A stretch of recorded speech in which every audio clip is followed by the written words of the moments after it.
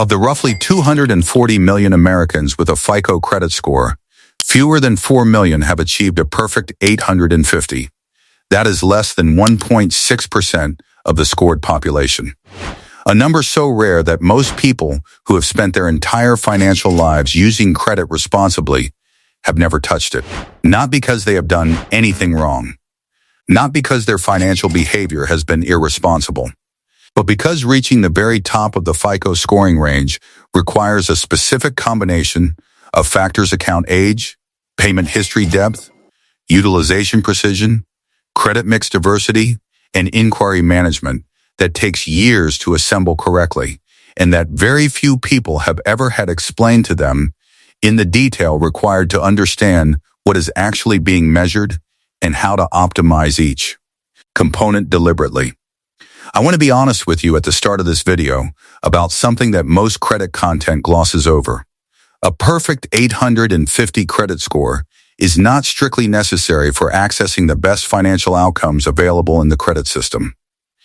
The practical benefits of a high credit score: the lowest available interest rates on mortgages and auto loans, approval for the most premium credit card products, the strongest negotiating position in any lending relationship plateau, somewhere around 760 to 780 on the FICO scale.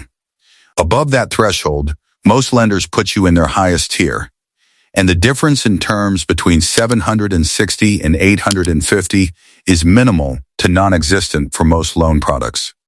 So why does this video exist, and why does the perfect 850 matter as a target? 2 reasons.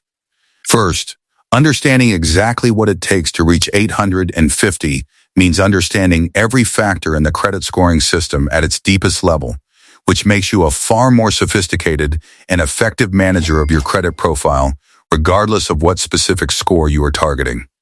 Second, the journey from wherever you are now to the upper range of the scoring system, even if you stop at 800 rather than pushing to 850, produces a profile that genuinely opens every financial door that credit scores can open, with margin to absorb any temporary score fluctuation without falling out of the highest lender tier.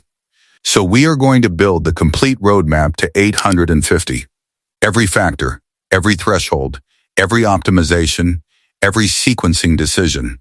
And you are going to come away from this video understanding your credit score at a level that almost no one, including many people who work in financial services, has ever explained to you before. Welcome to Klux One Finance. Let us build the roadmap. The FICO scoring model calculates your score from 5 factors with specific weights that determine how much each one can move your score. Payment history is 35%. Credit utilization is 30%. Length of credit history is 15%. Credit mix is 10%. New credit is 10%. Together, these 5 factors account for 100% of your score. And understanding what each one actually measures, not at the surface level, but at the level of detail that separates a 750 from an 850, is the foundation of everything else in this video. Factor 1 is payment history at 35%. And the surface level understanding is that paying on time is good and missing payments is bad. That is true, but it is the beginning of the story rather than the complete picture. The depth of positive payment history matters as much as its presence. A credit profile with 2 accounts and 24 months of clean payment history is fundamentally different from a profile with 6 accounts and 96 months of clean payment history, even if both show 0 missed payments. The scoring model rewards not just the fact of on-time payment, but the demonstrated consistency of on-time payment across multiple accounts over an extended period. For people targeting the highest score range, payment history requires not just an absence of derogatory marks, but a robust accumulation of positive payment events across multiple accounts spanning many years. Every account you have, every month it reports an on-time payment, adds to this accumulation. Someone with 6 credit accounts who has maintained all of them for 10 years has accumulated 720 positive payment events from those accounts alone. The depth of that payment history is qualitatively different from someone with 2 accounts and 2 years of history. even if both show technically perfect records.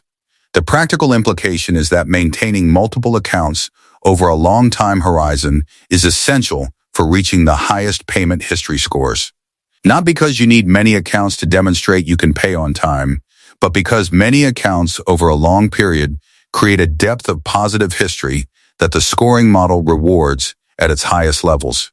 Closing accounts, even those you no longer use actively, reduces the depth of positive history being generated and can slow the accumulation of the positive payment events that drive the highest payment history scores. The timeline implication for anyone asking how long it takes to reach the highest payment history scores is significant. Reaching the absolute top of the payment history component requires years of perfect behavior across multiple accounts. There is no shortcut that substitutes for the passage of time. Every month of perfect payment history across all your accounts is a month of positive accumulation that cannot be manufactured or replicated by any action other than maintaining the accounts correctly and waiting. Factor 2 is credit utilization at 30%, and this is the factor with the most nuanced and most widely misunderstood relationship between behavior and score. The common advice, keep utilization below 30%, is accurate as a floor, but completely insufficient as a guide for anyone targeting the highest score range. People with 850 credit scores do not keep utilization below 30%. They keep it in a range that is far more precise and far more demanding. Research into the credit profiles of people with scores above 800 consistently shows utilization rates below 10%, often below 5%, in some cases below 1%. Not because these people rarely use their credit cards, but because they manage their statement balances aggressively relative to their credit limits. They make mid-cycle payments to reduce balances before the statement closes. They have accumulated significant total available credit across multiple accounts, which means even meaningful monthly spending produces a low utilization ratio when measured against the large denominator of their total credit limit. The math of utilization optimization at the highest score levels works like this. Someone with 3 credit cards, each carrying a $10,000 limit, has $30,000 of total available credit. Spending $2,000 in a month produces 6.7% utilization, well within the range associated with the highest scores. Someone with 3 credit cards, each carrying a $2,000 limit, has $6,000 of total available credit. The same $2,000 in monthly spending produces 33% utilization, a level that meaningfully suppresses the score at the highest range even with perfect payment history. This means that for people targeting 850, credit limit management is as important as spending management. Requesting credit limit increases on existing accounts. Adding accounts with high limits and avoiding accounts with low limits that create a small total credit base are all active components of utilization optimization at the highest levels. The goal is to create a total available credit base large enough that normal monthly spending never produces utilization that suppresses the score, without needing to restrict spending to artificially low levels to hit the utilization targets. The per-account utilization also matters independently of the overall utilization. Having one card at 60% utilization while others are at 0% produces a worse score than having all cards at 15%, even if the overall utilization number is the same in both scenarios. The scoring model evaluates each account's utilization individually as well as the aggregate, which means optimizing for low utilization requires spreading balances across accounts rather than concentrating them on one card while others sit empty. The fastest path to utilization optimization for anyone who currently has high utilization is a combination of 2 actions taken simultaneously. Pay down existing balances aggressively to reduce the numerator. Request credit limit increases on all existing accounts to increase the denominator. Both actions reduce utilization, one from the top and one from the bottom, and their effects compound when implemented together. A balance reduction of $1,000 combined with a credit limit increase of $2,000 on the same account reduces utilization by a larger amount than either action alone. Factor 3 is length of credit history at 15%, and it is the factor that most visibly rewards patience and penalizes account management mistakes. This factor encompasses three distinct measurements: the age of your oldest account, which is the anchor of your credit history timeline; the age of your newest account, which reflects how recently you have opened accounts; and the average age of all accounts, which is the weighted mean that summarizes your overall credit history depth. For scores in the 850 range, the profile almost always includes accounts with substantial age. Typically, the oldest account is at least 10 to 15 years old. The average account age is typically at least 7 to 10 years. And the newest account is not so recent that it dramatically drags down the average. These are not targets you can reach quickly. They accumulate through time and through decisions made or not made in the years preceding the current moment. The highest leverage decisions for credit history length are ones you make years before they matter at the score level you are targeting.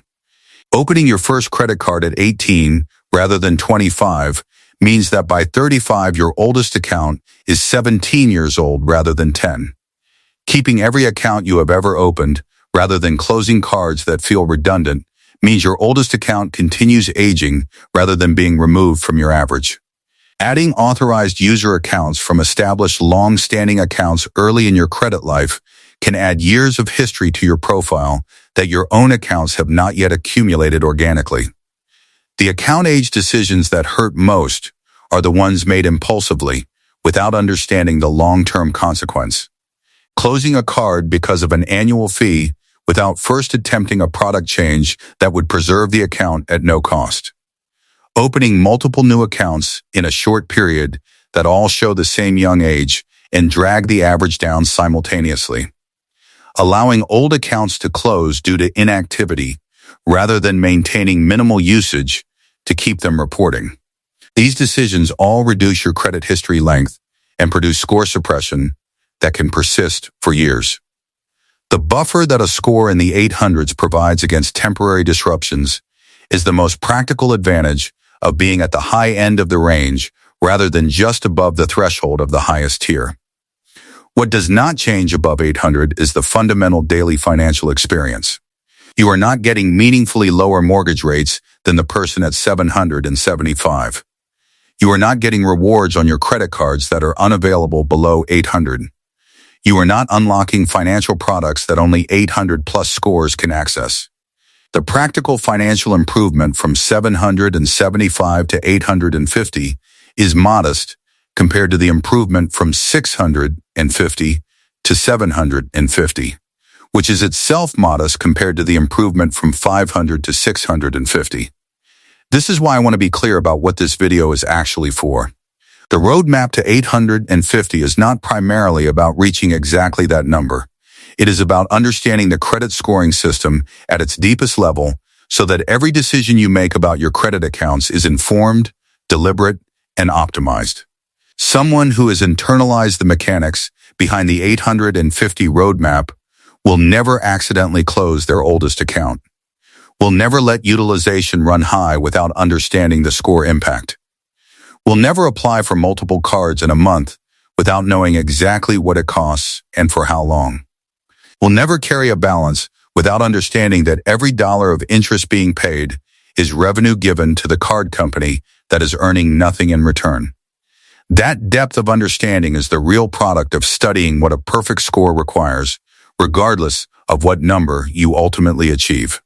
The credit system rewards the same things over a long time horizon that any trustworthy financial relationship requires: consistency, responsibility, depth of demonstrated reliability, not a single impressive month, not a dramatic gesture. A long, unbroken, boring record of doing the right things month after month after month until the accumulation of those unremarkable months produces a number that opens every financial door that can be opened by a credit score. That is the roadmap. Build the habits. Optimize the levers you can move quickly. Be patient with the factors that only time can improve. And let the score follow the behavior rather than chasing the score as the goal in itself. Subscribe to Klux One Finance if you have not already. Hit the bell notification. Share this with someone who wants to understand their credit score at the level that actually produces results. And I will see you in the next one.